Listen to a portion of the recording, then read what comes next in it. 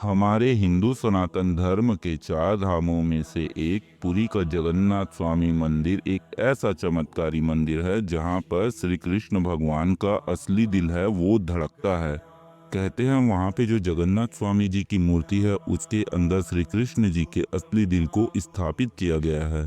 हर साल आषाढ़ महीने में यहाँ पर विश्व प्रसिद्ध रथ यात्रा का आयोजन किया जाता है और जिसे देखने के लिए करोड़ों की मात्रा में श्रद्धालु लोग आते हैं और उन सभी का सिर्फ एक ही ख्याल होता है कि वो किसी तरह रथ को अपने हाथों से खींच सके, क्योंकि लोग कहते हैं कि उस रथ का डोर अगर किसी ने खींच लिया तो उसे 100 यज्ञ करने के बराबर पुण्य प्राप्त हो जाता है।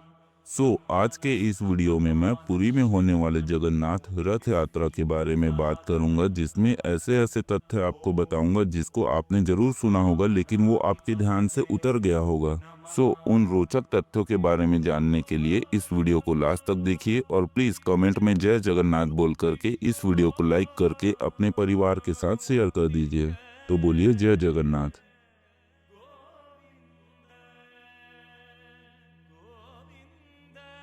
सबसे पहली जानकारी के अनुसार उड़ीसा में पुरी के जगन्नाथ मंदिर में 3 देवताओं महाप्रभु जगन्नाथ, बलभद्र स्वामी और देवी सुभद्रा की मूर्ति स्थापित है। देवी सुभद्रा भगवान जगन्नाथ की छोटी बहन है और हर साल इन तीनों देवी देवताओं के 3 विशाल रथ बनाए जाते हैं जो मंदिर जैसे दिखाई देते हैं और इन रथों को ध्वज कहा जाता है। दूसरी जानकारी में भगवान जगन्नाथ के रथ को नंदी घोष, भगवान बलभद्र के रथ को ताल ध्वज और देवी सुभद्रा के रथ को दर्प दलन ध्वज कहा जाता है। इस रथ यात्रा को रथ यात्रा महोत्सव या गुंडीचा यात्रा भी कहते हैं। तीसरी जानकारी के अनुसार मंदिर जैसे दिखने वाले इन रथों की ऊंचाई भी भिन्न भिन्न होती है। देवी सुभद्रा के रथ की ऊंचाई 42 फीट होती है जबकि बलभद्र स्वामी के रथ की ऊंचाई 43 फीट होती है। वहीं भगवान जगन्नाथ स्वामी के रथ की ऊंचाई 45 फीट होती है जो कि सबसे ज्यादा ऊंची होती है। चौथी जानकारी के अनुसार इन रथों पर लगे हुए पहियों की संख्या भी भिन्न भिन्न होती है। देवी सुभद्रा के रथ में 12 पहिए होते हैं जबकि बलभद्र स्वामी जी के रथ में 14 पहिए होते हैं और हमारे जगन्नाथ स्वामी जी के रथ में लगे हुए पहिए 16 होते हैं। पांचवी जानकारी के अनुसार भगवान जगन्नाथ स्वामी जी के रथ या फिर उनके ध्वज की जो रस्सी होती है उसे शंखचूड़ रस्सी कहा जाता है। इस रस्सी को हाथ लगाने मात्र से आपको बहुत ही ज्यादा आध्यात्मिक पुण्य मिलता है और आपके सारे पाप धुल जाते हैं, साथ ही साथ आपको मोक्ष की प्राप्ति होती है। छठवीं जानकारी के अनुसार भगवान जगन्नाथ स्वामी जी के मंदिर से यह रथ यात्रा शुरू होकर के गुंडीचा मंदिर में जाकर के खत्म होती है, जिसे जगन्नाथ स्वामी जी के मौसी का घर माना जाता है। यह दूरी लगभग 3 किलोमीटर होती है। तीनों देवी देवता यहाँ पर 9 दिन तक रहने के बाद वो 10वें दिन मंदिर में वापस लौट कर आ जाते हैं। सातवीं जानकारी के अनुसार महाप्रभु जगन्नाथ स्वामी, भगवान बलभद्र स्वामी और देवी सुभद्रा के जगन्नाथ मंदिर के लिए रथ यात्रा की वापसी को बहुधा यात्रा भी कहा जाता है।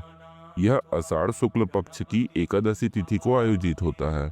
आठवीं जानकारी के अनुसार बहुधा यात्रा के दौरान भगवान जगन्नाथ स्वामी स्वर्ण पोशाक धारण करते हैं।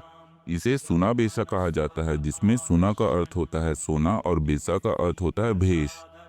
सुना बेशा को राजभेष या राजेश्वर भेष भी कहा जाता है। नौवीं जानकारी के अनुसार जब रथ यात्रा शुरू होती है तो उसमें आने वाले रास्ते की सफाई को सोने के झाड़ू से की जाती है। सोने के इस झाड़ू से रास्ते की सफाई वैदिक मंत्रों के जाप के साथ की जाती है और इसे पुरी राजा के वंशज ही करते हैं। 10वीं जानकारी के अनुसार जब महाप्रभु जगन्नाथ स्वामी, बलभद्र स्वामी, देवी सुभद्रा और सुदर्शन चक्र को सोने के कुएं के शीतल जल में 108 घड़ों से विशेष स्नान करवाया जाता है तो इसे देव स्नान कहते हैं। लेकिन कुएं के शीतल जल से स्नान करने के कारण भगवान जगन्नाथ स्वामी को तेज बुखार आ जाता है और वे 15 दिनों के लिए अपने भवन में चले जाते हैं। उनके स्वस्थ होने के लिए उनको विशेष काढ़ा और औषधियाँ दी जाती है। भगवान जगन्नाथ रथ यात्रा से 2 दिन पहले स्वस्थ होकर के भक्तों को दर्शन देते हैं और ठीक 2 दिन बाद फिर रथ यात्रा की शुरुआत होती है। आपको ये जानकारी कैसे लगी मुझे कमेंट में बताएं और अगर आपको ये वीडियो अच्छी लगी होगी और आप जगन्नाथ स्वामी जी के सच्चे भक्त हैं तो प्लीज़ इस वीडियो को अपने फैमिली के साथ शेयर कीजिए। साथ ही साथ इस वीडियो को लाइक करके प्यारा सा कमेंट भी छोड़ दीजिए। बोलिए जय जगन्नाथ स्वामी।